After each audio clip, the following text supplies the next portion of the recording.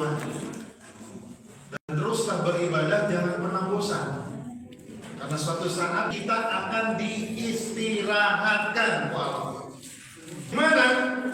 Di darul akhirah, di rumah kita di akhirat. Para ulama menyebutnya darun ni'am, rumah yang penuh dengan kenikmatan. Ada juga yang menyebutnya para ulama darul rohah, rumah tempat kita benar-benar istirahat total.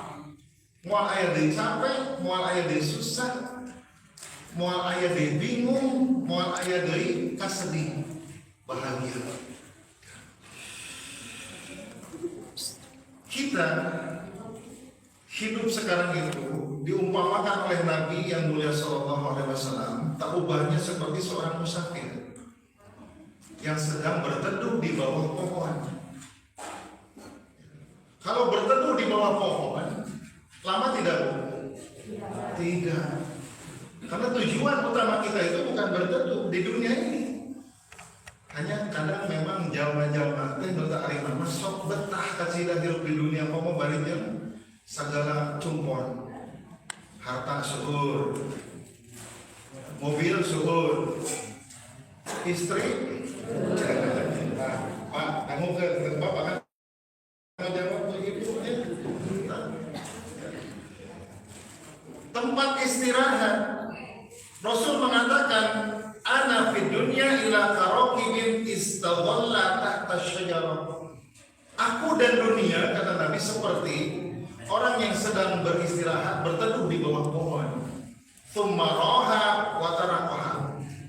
Tsumma raha wa tarakaha. Kemudian istirahat sejenak, kemudian meninggalkan pohon itu. Begitupun kita ini hidup di dunia ini gak lama, Pak. Bapak ini usia tuh sabarana. Ya sekian lah. Ya. Artinya semakin bertambah umur, berganti bilangan hari, minggu, bulan, tahun, nambahan ulangan. Panjangan mondokan umur teh. Jujur Bu, jujur ya. Nah, itu lamun dalam suatu ketika orang yang 6 tahun terus nyanyi panjang umurnya, kira-kira nyambung enggak ya? Nyambung enggak? Kapan selesai? Hari berganti, minggu berganti, bulan berganti, tahun bahkan berganti, umur teh bagi mondokan. Tapi nah dilakukan panjang umur, kuduna sairna digentos teh mondok umur. Nah, cuman kira-kira lamun aya nu menang tahun dinyanyikeun sama dengan itu kersaleun teu? Moal. Pondok umur. Lantaran didoakeun tereng. Mohon. Leresnya. Horor sah mending tong ulang tahun lah. Rudet senang gitu. Ibu sok ulang tahun? Tenana. Jadi umur kita itu bertambah pendek. Hari demi hari Allah pergulirkan, minggu diganti minggu, kemudian tahun juga diganti. Begitulah suasana waktu. Dan memang Allah dipergilirkan. Allah perjalankan waktu itu. Makanya di dalam Quran surat Al-Imran ayat 140, watil kal ayyam nudawiluha bainan nas. Dan itulah waktu yang terus berjalan. Nudawiluha bainan nas, yang dipergilirkan kepada manusia. Aya nu sakit, aya nu sehat. Aya nu seueur atos, aya nu kirang atos. Keun tong hari mah da di dunia mah kitu, Bu. Henteu tetep henteu anggar. Engke nu tetep mah di akhirat. Ya. Iman ke akhirat urang sadaya? Iman, insyaallah. Bapak dan Ibu yang dimuliakan Allah Subhanahu wa taala. Jadi seiring dengan bergantinya waktu, tahun, hakikatnya umur kita semakin pendek. Dan ketahuilah bahwa kita semua akan segera bertemu dengan Allah. Makanya dalam surat Al-Insyiqaq, ya ayyuhal insan innaka kadihun ila rabbika kadhan famulaqih. Insyiqaq ayat 6. Halo Bu, kalian mendengar masih kena sibuk makanan, pada ngawas, pada makan gitu. Ya, wahai manusia, silakan menikmati jamuan itu, tapi tetap khusyuk mendengarkan, karena kita ini sedang beribadah. Wahai manusia, tidak diragukan, kamu sedang berjalan, kita sedang berjalan menuju Allah. Famulaqi, dan kita semua akan berjumpa dengan Allah. Kemudian kita sadari bahwa dulu sebelum ibu dan bapak usia sampai hari ini, kita itu pernah mengalami masa yang namanya anak. Ini perjalanan waktu dulu nih, ya, supaya kita tafakuran hidup kita sampai umur sekarang ini. Kira-kira kalau jujur sama diri sendiri, lebih banyak amal solehnya ataupun tidak? Yang bisa dijawab itu dengan diri sendiri, bukan orang lain. Di dalam Quran surat Ar-Rum, ini saya mulai dari fase kita ini diciptakan oleh Allah dari masa-masa kita itu lemah, kemudian kuat, kemudian lemah lagi. Di dalam Quran surat Ar-Rum 54, Allah menjadikan kita awalnya lemah. Allahul ladzi khalaqakum min dhifin. Allah yang menciptakan kita dari semula dalam keadaan lemah. Summa ja'ala min ba'di dhifin quwwatan. Setelah lemah, Allah dirubah. Maju lagi ke fase kita menjadi kuat. Kemudian setelah itu Allah kembali melemahkan kita. Artinya ketika kita masih bayi, maju ke masa remaja, kita ini remaja dewasa kuat. Kemudian beranjak ke usia tua, lansia, kembali menjadi lemah. Di ujung ayat itu lemahnya ditandakan. Lemah mu'imah beda di lemah mu'awal. Wa syaibatan dicirian kuhuwisan. Saya itu kesulitan apa? Jadi lemah iya terakhir ditandakan kuhuwisan. Tadi kanak-kanak, bayi, lemah, kemudian beranjak kepada usia remaja, dewasa, kemudian kembali ke usia lansia, lanjut manusia lanjut usia. Jadi tandanya apa? Allah katakan dalam ayat itu, wasyaibat, huisan. Kalau orang sudah putih rambutnya, udah semakin tua umurnya, artinya semakin lemah. Lamun ayeuna bapak teh kolot tapi merasa tidak kolot, atau sebaliknya merasa ngorak, ini kan menentang sunatullah. Itu teh seukur perasaan dan hakikat nama umur nambahan. Kemudian kita semakin lemah, ditandai dengan kuisan, kita akan maju ke lansia. Ya, Bapak mungkin ada yang usianya 70 di sini? Ada? Tidak ada ya? Tidak ada ya? Belum ada? OTW jika nama kata saya. Usia 70 tidak ada. Tapi OTW 70 insya Allah mungkin kalau Allah masih memberikan umur. Jadi begitulah perjalanan waktu.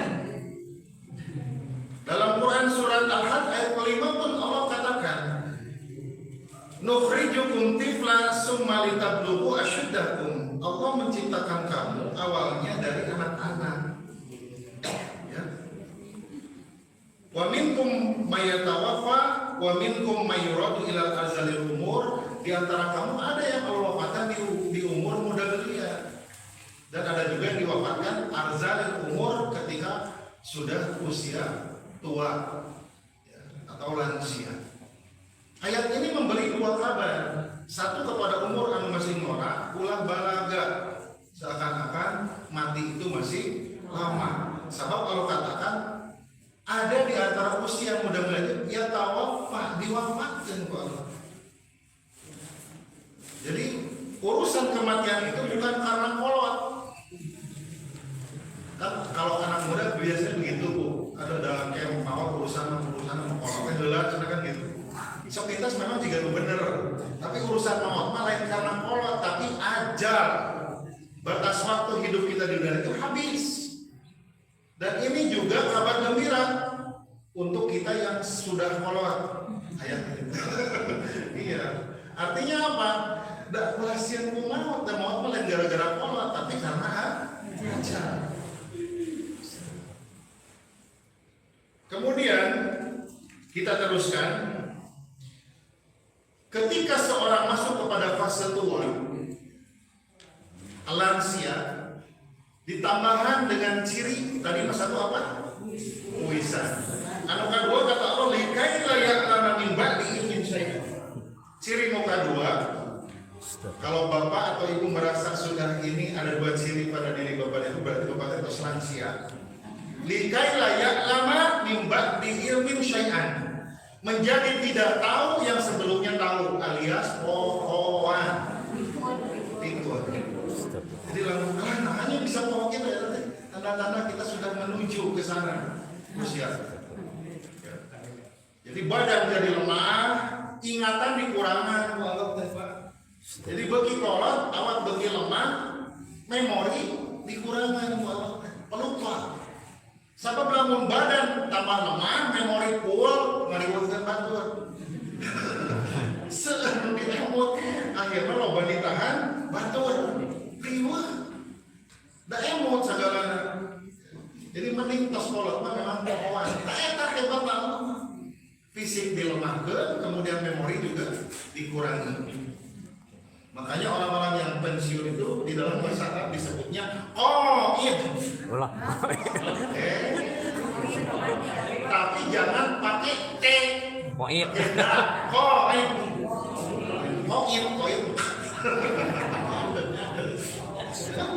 Orang yang pensiun itu disebut qaid.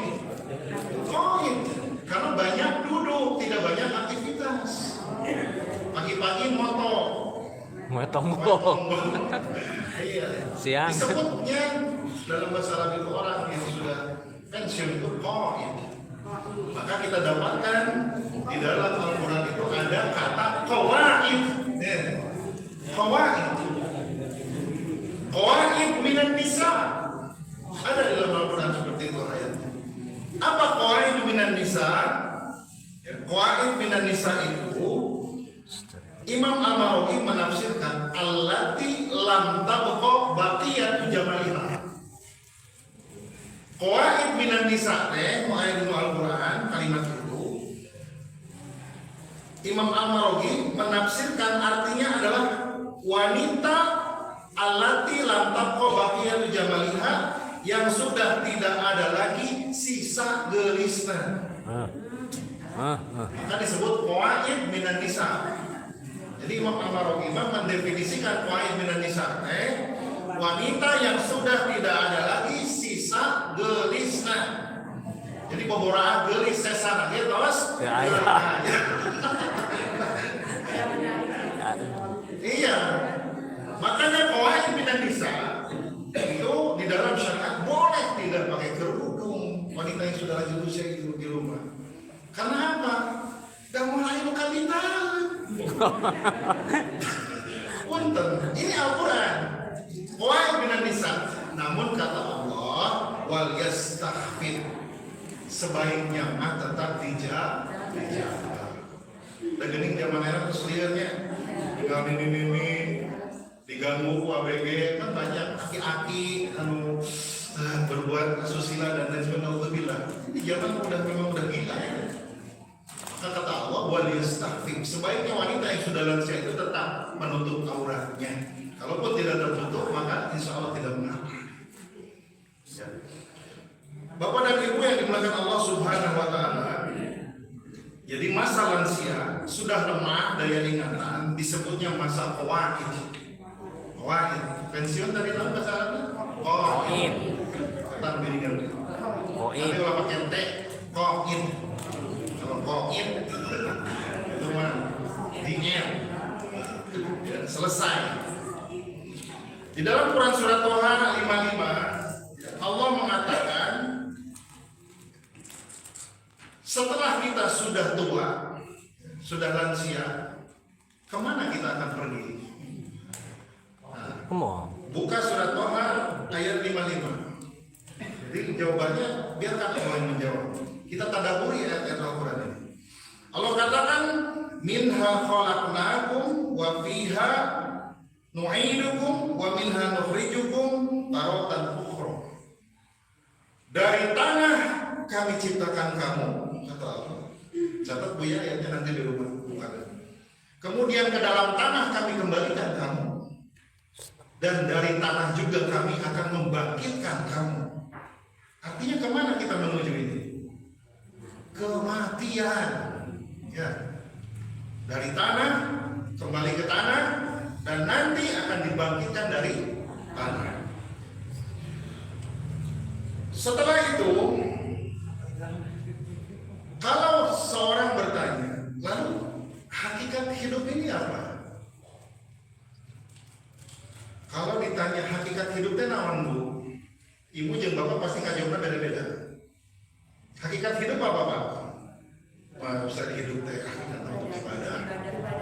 Cek mau ahli ibadah. Hakikat hidup itu bagaimana Ustaz? Kami untung kalau banyak cek tukang dagang. Dan akan berbagai macam jawaban yang berbeda-beda.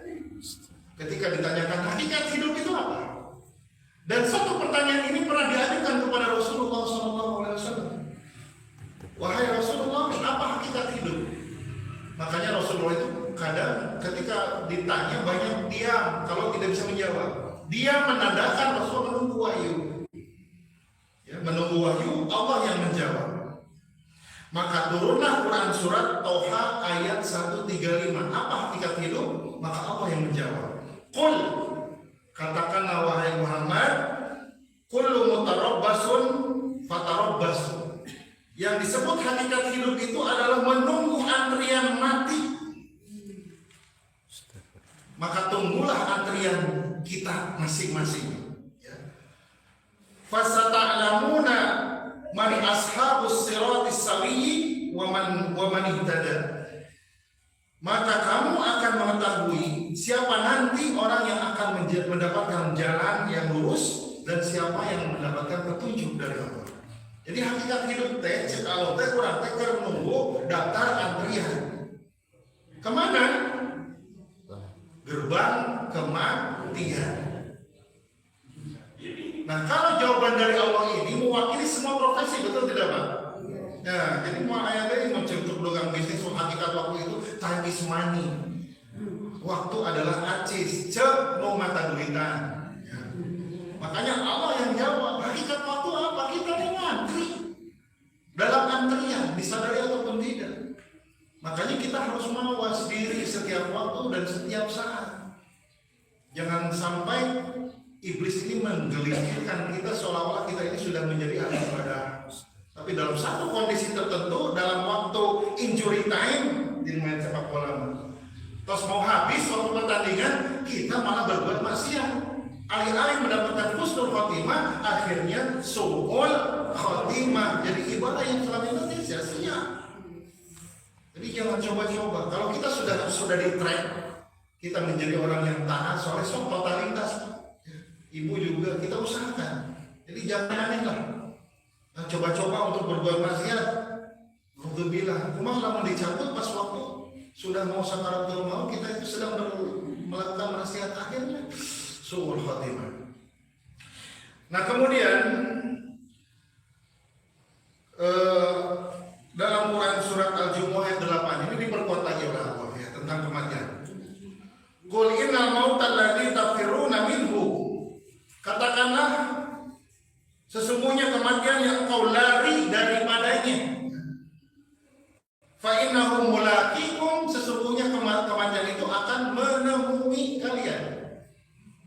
Summa turaduna ila alimil ghaibi wasyahadah fa yunabbi'ukum bima kuntum ta'malun. Kemudian kamu semua mau lari kemana pun mati itu akan menemui. Meskipun kamu lari sekuat-kuatnya, tetap kematian itu akan mendapatkanmu. Kemudian kamu akan dikembalikan kepada Allah yang maha gaib dan nyata, dan akan diberitakan kepadamu tentang apa yang kamu kerjakan selama hidup di dunia ini. Nah, Bapak pasti sama ibu bertanya-tanya dulu naon dia teh rumah masa depan candel lah pelawakan. Ini baru perjalanan menuju rumah, ya baru awal perjalanan. Namun permasalahannya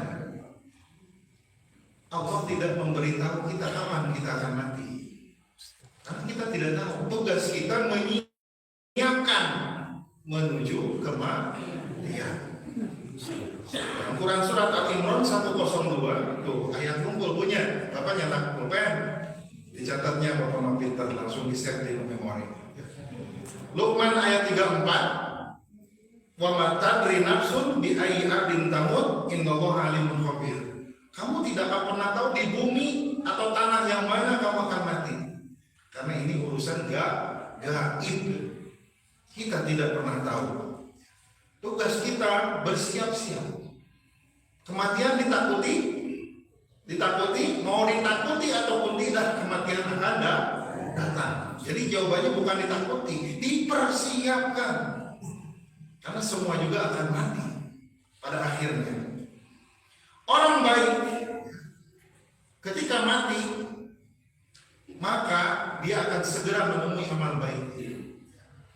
Ketika orang sudah mati, mau dia orang baik atau orang tidak baik, maka ada satu perintah Nabi, asri'u bil janazah. Segerakan kubur jenazah tetong dililah-lilah. Ya. Ini pesan Nabi. Kenapa? Kalau dilama-lama kasihan. Kalau dia orang baik kata Nabi, maka kamu telah menghalangi dia untuk cepat bertemu dengan amal baiknya. Ya. Kalau bukan orang baik, artinya dia itu orang berdosa. Buat apa kamu menyimpan lama-lama orang berdosa di atas pundakmu? Asri'u bil janazah. Atau sampai keluarga di Lampung, kamu namun, kamu keretek. Kalau orang yang mengerti agama pasti keluar di antara keluarganya mengingatkan. Oh yang lainnya menyerah ke mama kayak dikurupkan ke terpendak tinggal jasad terakhir. Kamu boleh namanya begitu. Ya. Jadi asli mobil jenazah jangan ditunda-tunda kata Nabi. Kalau kita menunda-tunda kita sama dengan menghalangi dia untuk cepat bertemu dengan amal solehnya. Terus kalau dilama-lama kalau dia bukan ngapain? Ngebiarin orang lama-lama di atas pundakmu kata Nabi untuk apa? Segerakan. Nah, disinilah ketika orang mati ada yang baik ada yang tidak, dia akan masuk alam akhirat yang pertama yang dinamakan barzakh. Barzakh. Di dalam Quran surat Al-Mu'min ayat 100, wa min waraihim barzakhun ila yaumi yub'atsun. Di belakang kehidupan mereka ada barzakh. Ada benteng. Ditafsirkan kadang benteng. Barzakh itu juga ada yang menafsirkan ulama itu masa, waktu, rentang waktu. Min hinil maut ilal ba'thi. Barzakh itu sebagian ulama menafsirkan min hinil maut ilal ba'thi. Masa ketika kita mati sampai hari dibangkitkan. Itu disebutnya barzakh. Pakai kha, barzakh. Nah, kita akan masuk alam akhirat yang pertama. Ini kita sedang jalan-jalan ya, secara tidak langsung kita sedang tadabbur Quran. Kita semua akan OTW ke sini. Ya. Kita semua akan OTW ke sini. Alam yang pertama, ketika orang mati itu ia akan masuk ke alam barzakh. Alam barzakh adalah alam pemisah di antara orang yang hidup di dunia dan dia akan dibangkitkan nanti ketika yaumul ba'ats. Kapan? Hari kiamat. Ba'ats, yaumul ba'ats pakai ta. Kita itu nanti akan dibangkitkan. Tapi nanti dibangkitkannya setelah kiamat terjadi. Nah kita sudah dulu itu, kita bahas dulu satu persatu. Proses alam yang akan kita lalui menuju rumah masa depan kita itu pertama satu, kita akan melalui yang namanya alam barzakh. Kemudian yang kedua, kita akan melewati alam ba'ats. Alam kebangkitan. Alam kebangkitan. Yang ketiga, kita akan masuk kepada alam mahsyar, di mana manusia dikumpulkan di satu padang yang sangat luas oleh Allah. Kemudian yang keempat, setelah alam mahsyar kita akan melalui alam hisab, alam perhitungan. Dan yang terakhir, alam jaza, alam pembalasan. 5 tuh ya. Alam barzakh, ba'as, mahsyar, hisab, jaza, pembalasan. Kita satu-satu. Barzakh, alam kubur. Ini ada tempat tinggal pertama kita. Jadi menuju rumah idaman, menuju rumah hakiki kita itu, kita yang pertama harus lewat sini dulu. Sebab mau bisa kita tinggal di rumah impian kita sebelum melewati ke sini. Semua orang yang mati akan masuk ke dalam barzakh, alam kubur. Rasulullah SAW mengatakan sungguh kubur itu adalah tempat tinggal akhirat yang pertama. Jika mayit selamat siksaan di barzakh, maka yang terjadi sesudahnya dia akan selamat di alam-alam berikutnya. Jadi Nabi mengatakan begitu. Tetapi kalau dia tidak selamat alias dia disiksa di barzakh, maka dia akan menghadapi kesulitan-kesulitan di alam-alam berikutnya. Ngerinya. Barzakh ditentukan enak dan tidaknya kapan? Sekarang. Maka torehlah, lukislah lukisan-lukisan yang baik, amal-amal soleh dalam keseharian kita. Kurang-kurangilah dosa. Memang manusia tidak bisa lepas dari dosa. Kurang-kurangi. Gawat istighfarlah. Hati yang masih keras, mohon kalau lembutkan, ngewat bukan jelma, setan. Karena kita ini hidup di dunia tidak lama. Singkirkan hal-hal merusak suasana kita di barzakh nanti. Kehidupan kita sekarang sangat menentukan barzakh, dan di alam barzakh sangat menentukan alam-alam berikutnya. Lalu di barzakh senang, bisa melewati beberapa tahapan. Nanti di barzakh ada 5 kehidupan. Tuh, di barzakh ada 5 kehidupan. Kalau kita selamat, ya, maka insya Allah di alam berikutnya kita selamat. Tapi lalu di barzakh ada 1000, maka di alam-alam berikutnya sangat menyulitkan. Bapak dan Ibu yang dimuliakan Allah Subhanahu wa Ta'ala, ketika seorang sudah masuk dalam barzakh, maka Allah mengalungkan di lehernya rekam jejak digital. Tuh, Allah teh hebat. Saya sangat takjub ke ayat Al-Isra ayat 13. Ibu catat ya, nanti buka dulu. Allah teh nyiptakeun prestis digantungkan di leher orang masing-masing. Namun karyawan sok pakai prestisnya, kadang disakuan dia pakai tali. Namun memerlukan data dibuka, tinggal colokeun, bray, kamu buka semua. Kita pun sesungguhnya sedang digantungkan prestis itu di leher kita masing-masing. Buka surat Al-Isra ayat 13. Prestis yang Allah buat merekam seluruh perbuatan amal kita di dunia. Daya memorinya tidak terbatas. Jadi prestis buatan Allah mau kena virus. Kalau saya kena virus ya Allah kumaha mau bisa. Prestis kurang kena virus. Allah katakan dalam Quran surat Al-Isra ayat 13, wa kullu insanin alzamnahu, ya, dan setiap manusia alzamnahu kami garungkan ta'irahu fi unuqihi. Ya. Setiap manusia itu kami gantungkan rekaman amal perbuatannya pada lehernya. Dan kami keluarkan baginya pada hari kiamat sebuah kitab catatan amal yang dijumpainya dengan terbuka. Tuh, mana bisa ditutup-tutup. Dosa seorang suami ke istri yang istri tidak tahu, mungkin dibuka. Dosa istri ke suami yang suami tidak tahu, mungkin mana berat. Ya. Quran surat Al-Isra ayat 13. Ngeri-ngeri sedap ini kata orang Medan. Ya. Iya. Ustaz ini prestisnya tetap tinggal. Kita tidak diberikan kemampuan untuk bisa melihat prestis lebih gantung ini. Orang itu masing-masing gak ada rekaman di sini. Dan akan nanti dibuka suatu saat ketika kembali kepada Allah. Adakah kehidupan di alam barzakh? Jawabannya ada. Kan orang sering nanya, adakah kehidupan di alam barzakh? Dalam kubur? Ada. Bahkan kita akan mengalami 5 kehidupan di alam barzakh. Yang pertama, dommatul qabri, himpitan kubur. Himpitan tanah, himpitan bumi. Kemudian kehidupan yang kedua di alam barzakh itu su'alul qabri, kita akan dipertanyakan oleh malaikat. Kita akan ditanya oleh para malaikat su'alul qabri. Kemudian yang ketiga, ada yang namanya maqamur ruh. Kehidupan di barzakh itu adalah maqamur ruh, penempatan ruh. Yang keempat, ardul maq'ad, tempat kita nonton. Nonton Ustaz, nonton TV muhuan, ngan TV-na beda. Kita akan diberikan tayangan namanya ardul maq'ad, tempat kita menonton di barzakh. Kita akan menonton apa yang akan kita terima di akhirat nanti. Kalau yang ditonton di surga beserta apa yang didapatkan, maka insya Allah kita menjadi ahli surga. Tapi lama pas nonton horor, diputar rekaman bahwa nanti di neraka kita akan disiksa begini dan begitu, maka kita akan menjadi ahli neraka. Ya. Aduh, saya kalau ngebahas ini suka ini sesak sendiri banyak. Jujur lah banyak sesak sendiri. Kadang ini terluputkan dari memori kita dengan kesibukan dunia. Yang kelima, di barzakh itu ada yang namanya kehidupan nikmatan kubur, ada juga siksa kubur. Pelan-pelan kita bereskan satu-satu dulu. Kehidupan di barzakh.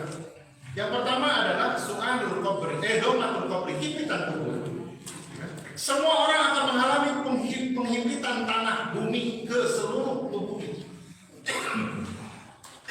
Bahkan dalam hadis Nabi yang sahih, anak kecil pun tak luput dari himpitan kubur. Hanya bedanya, ketika dihimpit oleh kubur, orang-orang soleh itu insya Allah tidak akan terasa sakit.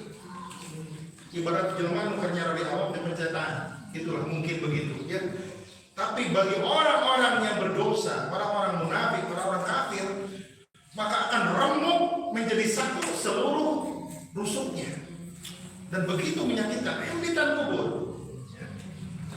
Rasulullah katakan, inna lil qabri doqah. Sesungguhnya, kata Rasulullah, kuburan itu memiliki himpitan. Jadi himpitannya bagaimana rasanya tergantung manusianya itu sendiri. Kalau dia orang baik, maka himpitan itu tidak akan menyakitkan. Tapi kalau dia orang yang tidak baik, maka kata Rasulullah akan menjadi satu tulang rusuknya yang terhimpit oleh bumi dan begitu menyakitkan. Yang kedua, kita akan masuk kepada fase su'alul qabri, pertanyaan kubur. Ini hadisnya panjang, tidak bisa saya bacakan, tidak cukup waktu. Hanya intinya, ketika mayat ditanamkan, dikuburkan, maka akan datanglah dua malaikat menghampiri jenazah. Ketika orang mati, ruhnya Allah yang menggenggam. Ketika dikuburkan, dengan kekuasaan Allah, ruhnya dikembalikan ke jasadnya. Kumaha carana teu kudu digambarkeun ku logika urang da moal. Eta mah wilayahna iman. Setelah digenggam ruhnya, ketika ditanam di dalam kubur, orang-orang yang mengantarnya sudah kembali. Bahkan dalam satu hadis, orang yang mati itu setelah dikembalikan ruhnya mendengar suara sendal nu jajakan nerima. Artinya ketika kita sudah ditanam di alam kubur, mendengar, bisa mendengar. Sampai sendalnya orang yang mengantar, kata Nabi dalam hadis sahih, dia bisa mendengarkan. Keserak ninggalkan manehna. Murah posisi nanti itu kebayang sedih. Akhirnya dalam kesendirian, kesunyian dan kegelapan, malaikat dua orang datang, kemudian bertanya dengan pertanyaan, ma kunta taqulu fi hadzal rajul. Ini hadis yang pertama. Bagaimana pendapatmu tentang seorang laki-laki ini? Nanti akan malaikat bawakan entah bagaimana nanti, entah wujud Nabi Muhammad, entah bagaimana gambaran Allah alam, karena tidak ada tidak. Bagaimana pendapatmu menurutmu laki-laki ini? Maka orang yang beriman akan menjawab, asyhadu annahu abdullah wa rasuluh. Saya bersaksi bahwa dia adalah hamba Allah dan Rasul Allah. Maka malaikat berkata, unsur ila maq'adika finnar. Lihatlah tempat kamu tadinya di neraka sudah diganti oleh Allah di surga.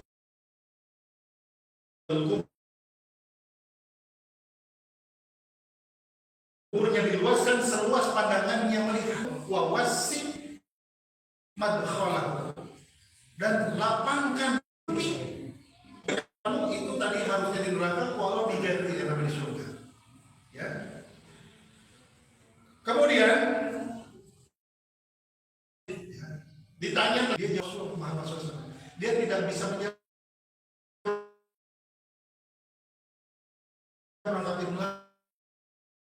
Tidak tahu. Kemudian apa yang terjadi di rokoknya untuk naik? Hampir ditanya, bisa aja beledak, nggorok nyeri. Ya, ceritanya terdengar oleh seluruh makhluk. Ilah tak lain kata Nabi kecuali dua, manusia dan jin.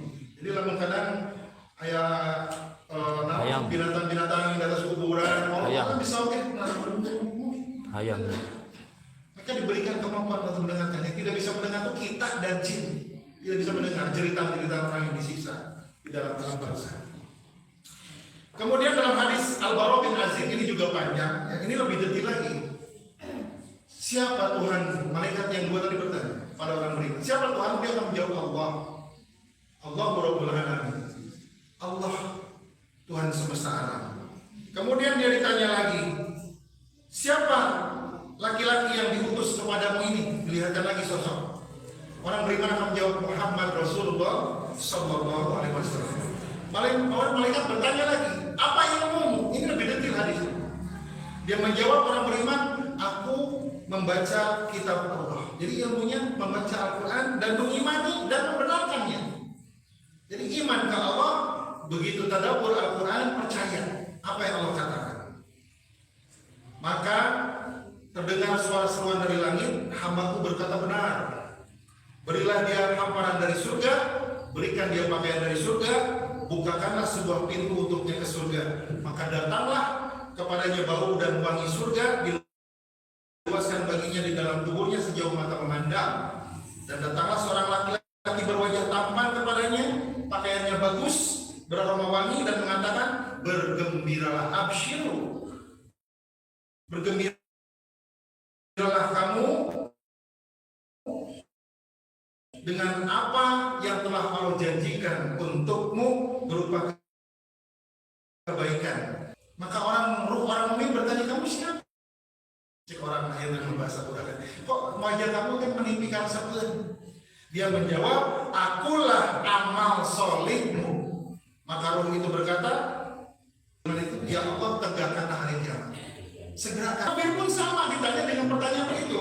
Nanti Bapak dan poinnya itu. Nah, ketika ditanya kepada orang kafir, siapa Tuhanmu? La adri, saya tidak tahu. Kemudian apa agamamu? Tidak tahu. Malah ada ungkapan hahu coba kalau bisa jawab. Itu hadis itu ada dasar. Hahu tidak tahu. Ya. Ditanya lagi oleh kedua malaikat,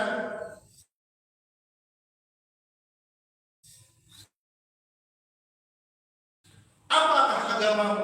Hahu tidak tahu. Itu kisi-kisinya dibocorkan kan? Kadang diberi kisi-kisi. Kedua malaikat bertanya, siapa laki-laki yang diutus untuk kamu? Dia menjawab, tidak tahu. Ini orang-orang munafik, orang kafir. Lalu penyeru dari langit berkata, hambaku berkata dusta. Berilah dia hamparan dari neraka, bukakanlah pintu neraka untuknya, maka panas neraka dan asapnya datang mendatanginya dan tubuhnya disempitkan sehingga tulang rusuknya berhimpitan. Datanglah seorang laki-laki berwajah buruk, tadi mereka kaset ini. Berwajah buruk, berpakaian buruk, beraroma busuk, mengatakan, terimalah kabar yang menyusahkan hari ini. Inilah harimu yang telah dijadikan keburukan untukmu. Maka roh orang kafir itu bertanya, siapa engkau? Wajahmu begitu menyeramkan. Aku adalah amal burukmu. Maka roh itu berkata, ya Rob, jangan engkau tegakkan hari kiamat, jangan pula waktu kiamat ya Allah. Orang kafir begitu. Iman ke hadis dia Bapak Sang Ibu? Iman tidak? Nah, insya Allah kita ini ya sudah berusaha untuk menyiapkan dan memantaskan diri kita untuk masuk alam barzakh dengan selamat.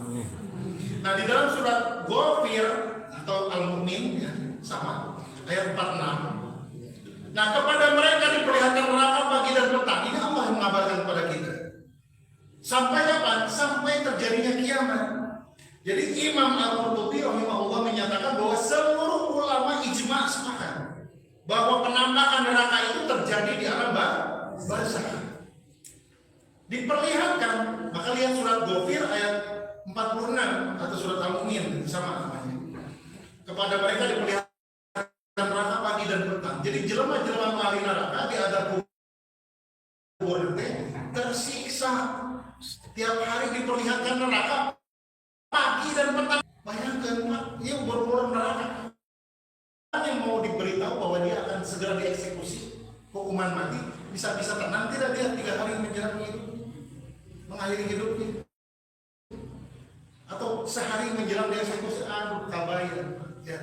Apalagi ini pagi dan petang 2 kali Allah tadi diperlihatkan kondisinya. Dan siapa dalam melanjutkan ayat ini? Fir'aun dengan kaumnya. Tapi ini berlaku umum, orang-orang kafir munafik semua akan seperti ini. Kemudian Nabi juga mengatakan, jika seorang kalian meninggal dunia maka akan ditapakkan kepadanya tempat duduknya setiap pagi dan petang. Dikuatkan itu hadis ya. 2 kali. Jika dia termasuk ahli surga maka akan diperlihatkan tontonan ahli surga. Tapi jika dia ahli neraka maka akan diperlihatkan berbudilah. Bapak dan Ibu yang dimuliakan Allah Subhanahu wa taala, itu yang pertama.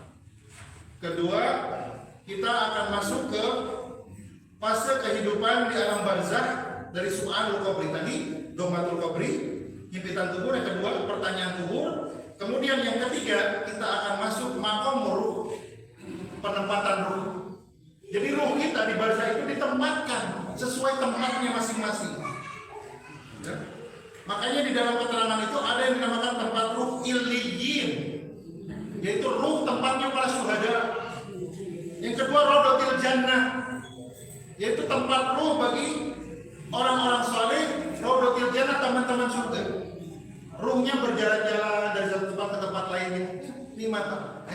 Yang ketiga, tempat ruh itu nahrud dam, sungai darah. Inilah ruh, tempat ruh orang-orang pelaku zina akan ditempatkan di nahrud dam tempat. Jadi tempat ruh illiyin, rodotil jannah, kemudian nahrud dam, sungai darah. Nah, inilah tempat-tempat yang akan disiapkan. Tentu bergantung dengan amal kita masing-masing. Mau di mana kita seperti akhirnya perusahaan. Tapi mudah-mudahan atau diiliin, atau mudah-mudahan Nabi di rodatul jannah, kan begitu. Ya, mumpung Allah masih beri kesempatan kepada kita. Yang keempat, kita percepat. Kehidupan di barzakh, ardul ma'ad, tempat nonton, penayangan di mana kita akan ditempatkan nanti di akhirat. Dan ini adalah tontonan yang pasti. Kita akan nonton 2 kali sehari, pagi dan petang, berdasarkan ayat Allah dan sabda Rasulullah Shallallahu Alaihi Wasallam. Dan ini akan menjadi tontonan yang menyenangkan, bisa jadi tontonan yang sangat mengerikan. Itu ya, itu di barzakh. Yang kelima, naimul qabri wa adzabul qabri, nikmat kubur dan siksa kubur. Bagi orang-orang yang beriman, di dalam kubur dia akan mendapatkan kenikmatan kubur.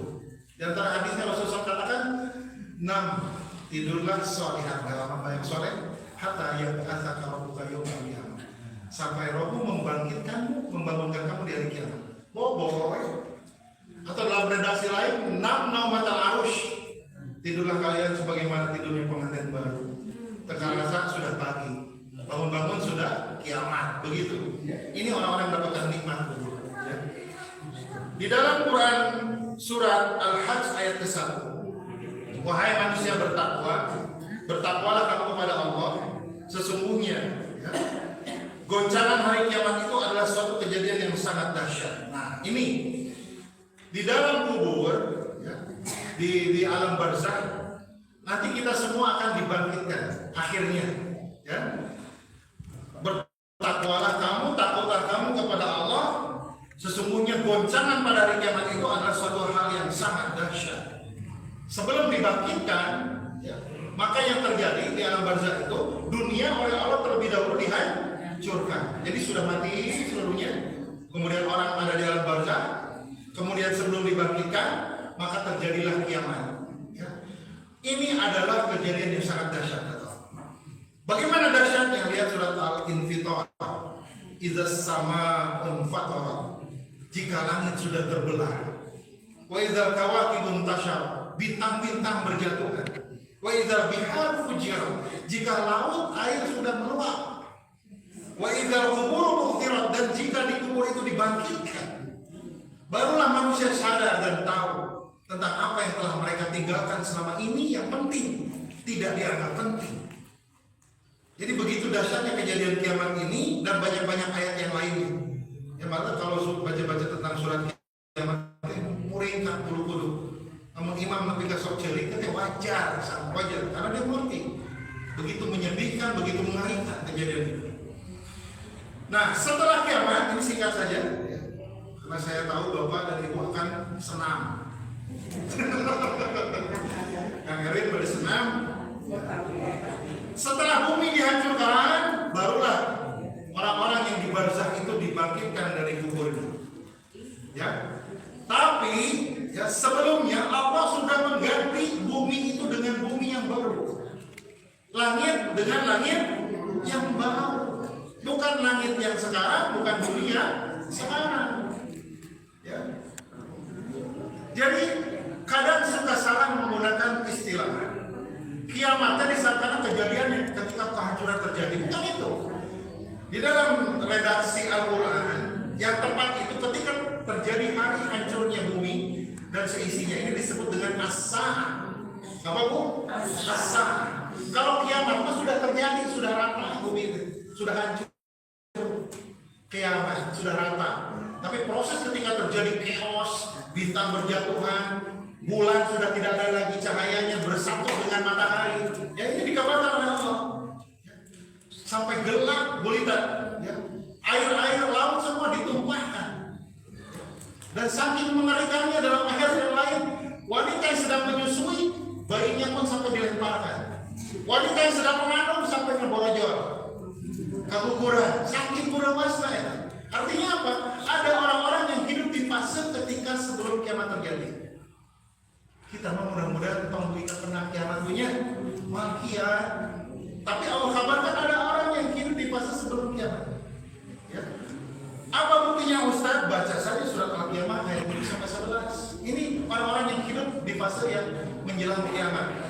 Fa idza bariqal basar, maka apabila mata terbelalak ketakutan, wa khasafal qamar, dan pada bulan telah hilang cahayanya, wa jumi'a syamsu wal qamar, matahari dan bulan sudah disatukan. Yaqul insan yauma idzin aina mafar. Saking paniknya manusia bertanya, kemana kita akan berlari?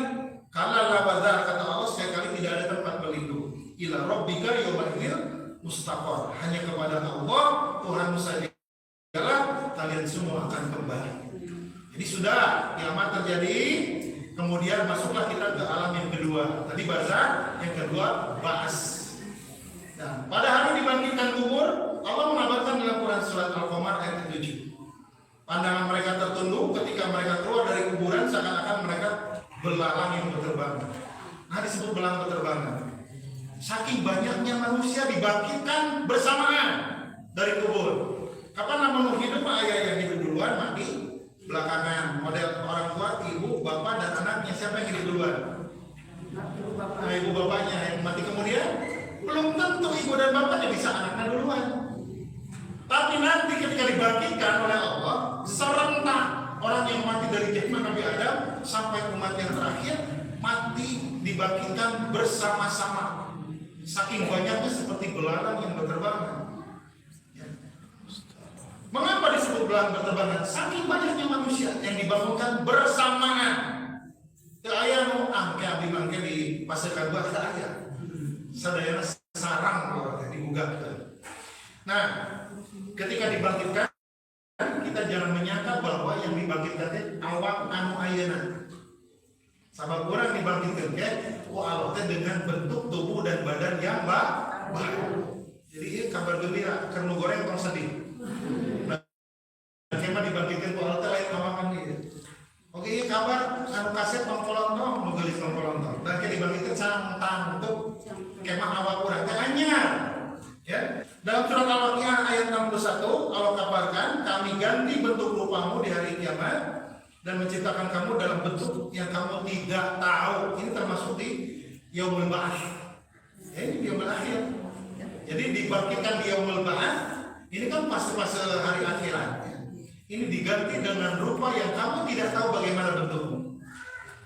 Nah, yang tetap utuh apa? Ruh diganti, casing mah gugur. Awak diganti, ruh nama ruh lama.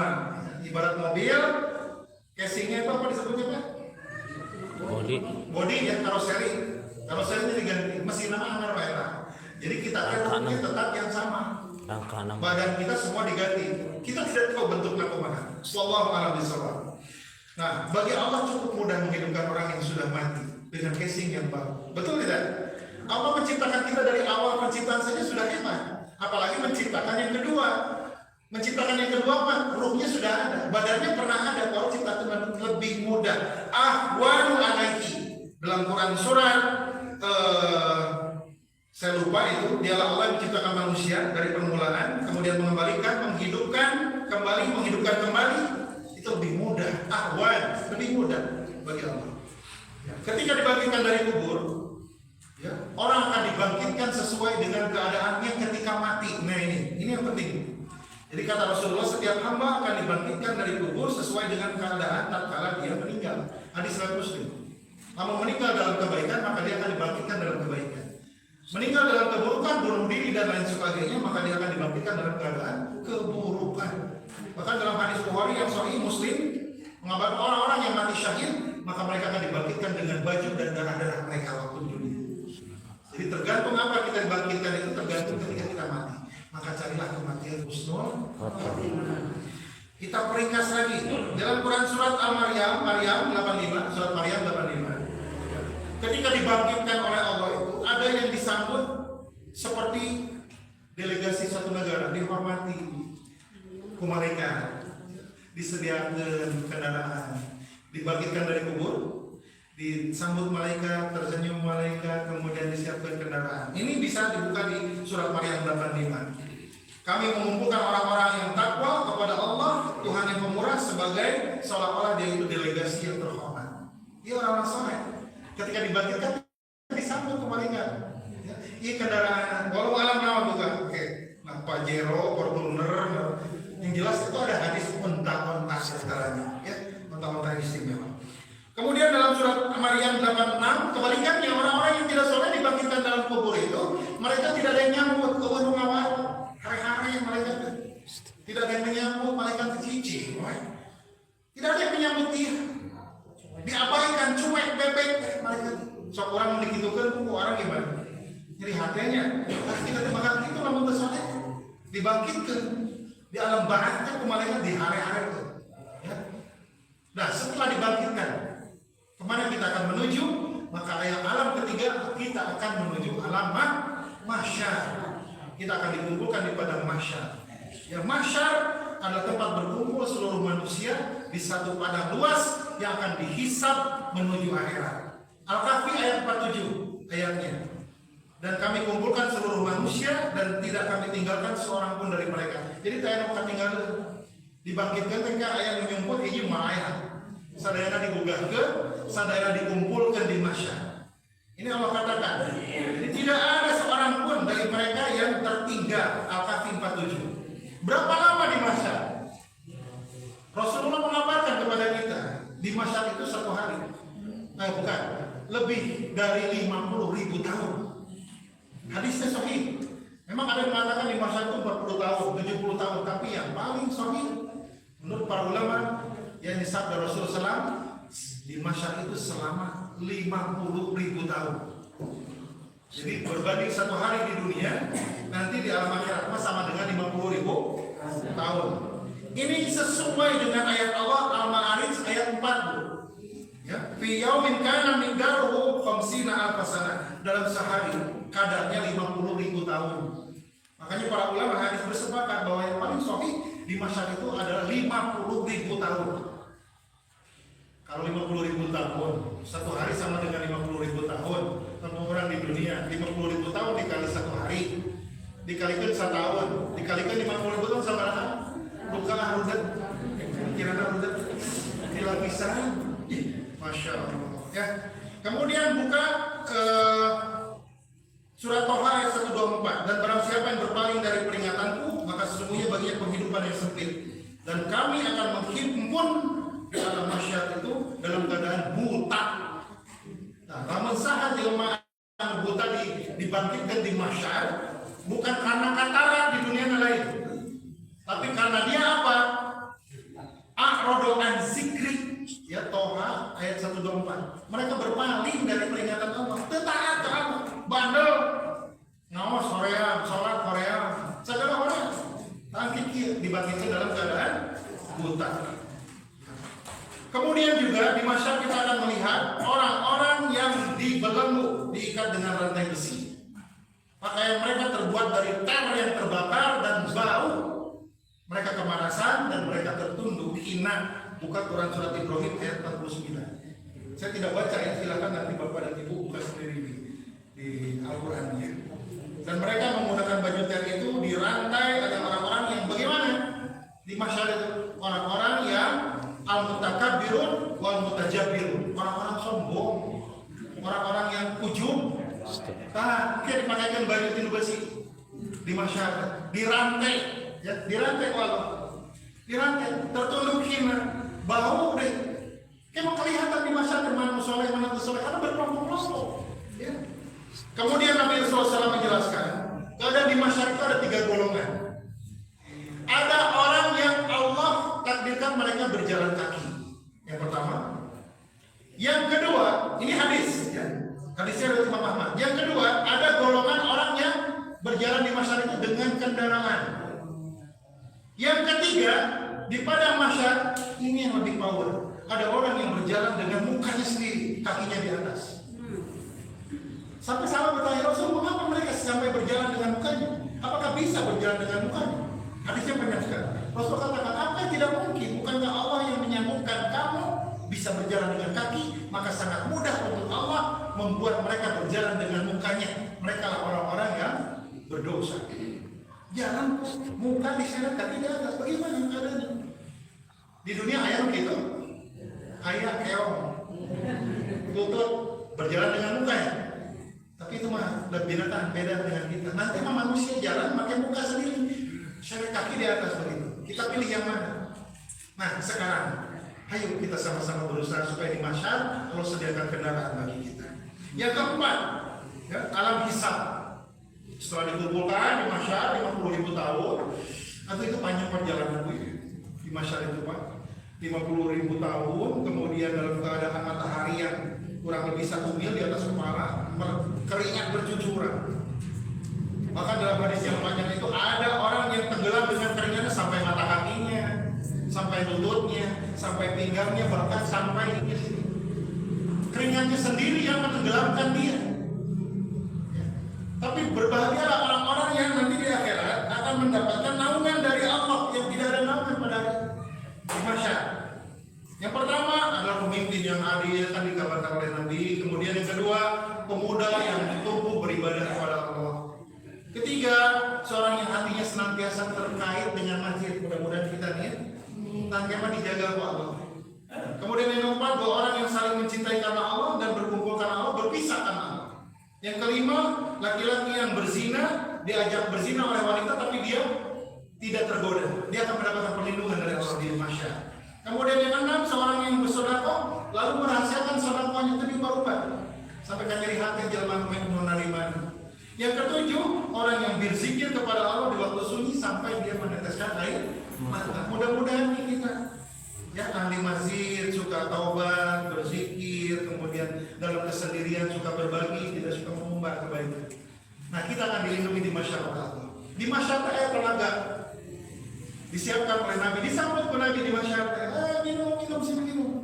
Telaga Al-Haud yang bersumber dari mata air surga Al-Kautsar, nama mata air Salsabila. Ya, orang-orang soleh umat Nabi termasuk kita insya Allah kita akan bersiap minum di telaga. Maka lam yasma' abadan, tidak ada haus selama di masa. Sementara orang bercucuran keringat sampai keringatnya sendiri menenggelamkan diri. Mudah-mudahan kita tidak seperti itu. Maka cintai Rasulullah dengan mengkaji sunnah-sunnahnya yang benar. Nah, Bapak dan Ibu yang berkata Allah Subhanahu Wa Taala. Kemudian di alam hisab, ya, di alam perhitungan, buka surat Al-Hijr ayat 92-93. Maka demi Tuhanmu kamu pasti akan menanyai mereka tentang mereka apa yang mereka kerjakan selama hidup di dunia. Ini pasti yang keempat, ya. alam hisab. Allah akan menghisab kita dengan 7 cara. Perhatikan Pak, tong nundutan, tong berkedip. Soalnya kita tahu itu bab alam hisab. Allah akan menghisab kita dengan 7 cara. Yang pertama, Allah akan menghisab langsung berhadapan dengan kita tanpa perantara, tanpa hijab, tanpa sekat, tanpa penerjemah bahasa. Ini dikabarkan oleh Rasulullah SAW. Maminkum min ahadin ila sayukallimu rabbuhu yaumal qiyamah laisa bainahu wa bainallah turjuman wala hajibun yajibu. Tidaklah seorang hamba akan berbicara dengan Allah nanti ya di yaumul hisab, tidak ada pembatas di antara dia dan Allah, tidak ada sekat dan tidak ada penerjemah. Bahasa non dipakai Ustaz, bahasa Arab. Alhasil makanya saya itu bisa bahasa Arab, kan diajari roh. Bapak-bapak kita diajari roh song harimah, mungkin otomatis bisa sorangan. Sebab ini sudah menjadi bahasa Quran, bahasa jannah, bahasa surga. Karena dibisahkan otomatis kalau. Jadi ibarat kita lahir di Bandung pada orang Medan, tapi besar di Bandung akhirnya bisa bahasa Bandung sendirian. Nah begitulah kira-kira. Kita akan bisa bahasa Arab dan dengan sendiri atas takdir Allah Subhanahu wa Ta'ala. Nah yang kedua itu dihisab dengan berhadapan langsung bertatap muka dengan Allah. Itu hadisnya. Jadi lendongnya. Yang kedua, Allah menghisab dengan menghadirkan seluruh anggota badan kita, tangan kita, kaki kita, tangan yang lama di dunia, kaki yang lama, badan yang di dunia, semua dihadirkan.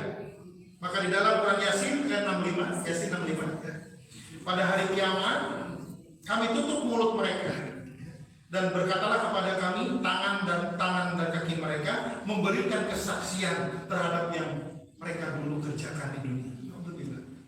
Jadi cara kedua, Allah dipanggil, dihadirkan anggota badan. Yang ketiga, cara Allah menghisab. Ya, tidak cukup sampai di situ, maka tanah pun yang dulu pernah kita injak, Allah hadirkan menjadi saksi. Buka surat Al-Zalzalah ayat 4. Pada hari itu bumi menceritakan, bersaksi, mengabarkan beritanya kepada Allah tentang apa yang dikerjakan oleh manusia pada waktu hidup di dunia. Namun pejabat-pejabat usaha korupsi baca ayat ia yakin melawan yang korupsi. Di mana tempat dia bertransaksi korupsi? Tanah kita akan menjadi saksi. Tanah akan mengatakan, Rasulullah dalam hadisnya, anta syahada ala kulli abdin, dia akan bersaksi atas setiap manusia dengan mengatakan, amilah hadza, amilah ala dhabriha. Seorang hamba telah melakukan ini di atas punggung saya. Seorang yang pernah berzina dulu tidak sempat ditaubati, maka tanah di tempat dia berzina itu akan menjadi saksi. Jadi tidak ada yang bisa mengelak di pengadilan Allah. Malah pengacara Hotman Paris pengacara kita itu hanya amal soleh, sholat kita, ibadah saum kita, zakat kita, infak kita, sedekah kita, silaturahim kita, kebaikan kita kepada orang tua, etak pengacara Quran. Ya. Kemudian yang keempat, tidak sampai di situ, sejumlah catatan malaikat dihadirkan. Ya. Buka surat Al-Infitor ayat 10. Ya. Yang mulia di sisi Allah, malaikat mencatat pekerjaan-pekerjaanmu. Jadi yang ketiga sudah tanah dihadirkan, yang keempatnya catatan malaikat dikasihkan kepada kita di hadapan Allah. Itu surat Al-Infitor ayat 10 ya. Kemudian yang kelima kita singkat ya. Dan pada hari itu Allah Subhanahu wa Ta'ala akan menghisab kita dengan cara, buka surat Quran surat Al-Jasiyah ayat 28. Al-Jasiyah 28. Pada hari kiamat kamu akan melihat tiap-tiap umat berlutut, tiap-tiap umat dipanggil untuk melihat buku catatan. Tadi catatan amal disodorkan. Ini mah diperintahkan untuk membaca sendiri. Jadi setelah kitab amal diserahkan ke malaikat, kita disuruh baca sendiri. Buka surat Al-Jasiyah ayat 28. Kemudian cara Allah yang keenam menghisab, buka surat Al-Isra ayat 14. Jadi itu ayat ruko. Jadi saya tidak bisa ngomongin dengan dongeng ya. Bacalah kitabmu, cukupkanlah dirimu sendiri pada waktu ini sampai penghisaban terhadapmu. Yang ketujuh, cara Allah menghisab, buka surat Al-Anbiya 47 ayat 47. Al-Anbiya ayat 47. Nah, maka yang terakhir, cara Allah menghisab akan memasang timbangan-timbangan. Kami akan memasang timbangan-timbangan yang adil pada hari kiamat, maka tiadalah dirugikan seorang pun sedikit pun. Ya, wa do'al mawadina bil qisti. Allah tidak menggunakan kata adil, tapi al-qisti, al-qisto. Ya. Apa bedanya qisto dan adil? Kalau adil itu di dunia, satu pihak terpuaskan, satu pihak tidak puas. Ya, contoh putusan pengadilan, satu menerima, satu terima. Kema al-qisto, dua belah pihak menerima. Nah, dari ayat ini Al-Anbiya 47 ternyata timbangan Allah kurang lebih dalam hadis 100 timbangan. Jadi lamun tadi cara anu genap ternyata masih kena terpercaya kene ya ditimbang deui. Timbang oke timbangannya banyak, ditimbang satu masih kene. Ketika amal soleh dominan maka insya Allah kita menjadi di surga. Tapi ketika amal buruk yang dominan maka bisa akan ke neraka. Ayat draw amal soleh dan amal buruk ayat seimbang. Bagaimana seperti ini? Maka Allah akan tempatkan dia di al-ma'raf, tempat yang tinggi, jadi penonton di antara surga dan neraka. Nontonnya mungkin penonton surga itu, neraka soal. Sampai kapan? Sampai habis batas waktu Allah ridho, akhirnya Allah masukkan ke dalam surga. Kurang ayam jadi jelema itu kayaknya minimal draw bae. Aduh, pangaran lagi nonton jelema nu keur makan sate, itu makan tidak? Iya.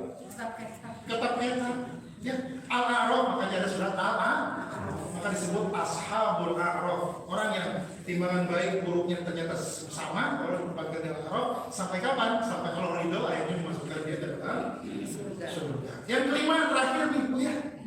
Jadi cara hisab Allah itu peliknya tadi ya. Nah, yang kelima alam jaza terakhir, alam pembalasan. Buka Quran surat Maryam ayat 71. Disinilah kita akan meniti sirat, jembatan. Tidak ada seorang pun di antaramu yang tidak melewati as-sirat. Maryam 71. Kemudian dalam 72, Maryam 72, kemudian kami akan menyelamatkan orang-orang bertakwa dan menggelincirkan orang-orang yang berdosa ke neraka jahanam. Nabi bersabda, yadkhulun nar min ahli nar wa yadkhulul jannah min ahli nar. Meniti jembatan sirat ini maka ahli neraka akan masuk neraka dan ahli surga akan masuk surga. Allah akan menyelamatkan. Nah, ini sebenarnya sangat panjang sekali bahasan. Mudah-mudahan dengan waktu kita akan membahas sifat-sifat ahli surga dan neraka. Yang jelas rumah masa depan kita bukan di sini, tetapi di sini. Pada hari pembalasan. Di mana rumah kita? Bisa di surga. Naudzubillah sing dijauhkeun tong di neraka. Nah, yang di neraka ini ketika surga, moal kuat. Sebenarnya neraka mah juz'un min sab'ina juz'in. 75 panas dibanding surga di mual udah tujuan kita masuk surga tutup kan orang kafir masuk neraka. Ya. Neraka ada jahanam, utama, as-sa'ir, ladhah, hawiyah, saqar, jahim. Itu ada kurang lebih 8 darul bawah, 8 neraka tingkatan. Kemudian surga, ada surga Aden yang mati di Darussalam, perumahan Darussalam, perumahan kesejahteraan, keselamatan. Darul Naim, perumahan yang penuh dengan kenikmatan. Darul Khulud, perumahan yang kekal. Darul Maqam, perumahan yang penuh dengan ketenangan. Maqam Amin, kedudukan yang mulia. Yang paling tinggi Jannatul Firdaus, surga Firdaus. Mudah-mudahan rumah masa depan kita di sini. Dan di surga kita boleh punya rumah lebih dari satu. Karena bahasanya jannat. Namun di imah wae jelema boga iman 7. Atau kan si jelema soleh boga surga lebih dari satu? Dikatakan di dalam hadis kita bisa punya rumah lebih dari satu di surga. Hiji di perumahan Darussalam, hiji di perumahan Al-Aden. Nikmat ya. Begitulah ya, mudah-mudahan kajian ini semakin membuat keimanan kita kuat. Bahwa jangan sampai ada waktu yang terlewatkan. Wal asyar, perhatikan waktu. Peraslah waktu. Asrul. Pakai sok. Berasal dari kata asoro. Asoro itu memeras. Peraslah waktu. Artinya perasan waktu yang bagaimana? Harus bermanfaat. Jangan sampai yang waktu terlewati sia-sia, hanya jalan-jalan, tidak ada nilai ibadah. Jadi kita usahakan mudah-mudahan dari waktu ke waktu semakin bertambah umur kita semakin soleh, semakin dihapuskan dosa-dosa kita oleh Allah Subhanahu wa taala. Saat itu kami berikan Bapak dan Ibu kami soleh-solehan atau nuhun sudah menyimak Bapak Ibu mah hebat. Jadi ini Pak rangkuman dari kitab ini. Ini 700 halaman. Karya Imam Qurtubi. Bapak mah cukup sajam lebih. Hebatnya. 300 ini kurang lebih 300 halaman lebih. Saya padatkan dalam 9 halaman. Bapak mah hebat ya. Jadi 300 halaman lebih itu cukup sajam lebih. Alhamdulillah ya. Mudah-mudahan ini bisa menjadi manfaat. Aku qouli hadza wa astaghfirullah wa lakum. Wassalamualaikum warahmatullahi wabarakatuh.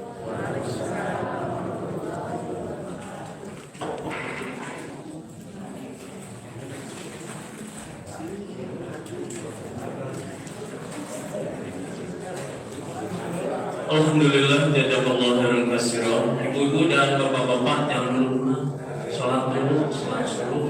Ya, sholat subuh dulu 2 rakaat. Mudah-mudahan ibu-ibu pahalanya itu haji dan umroh, Pak.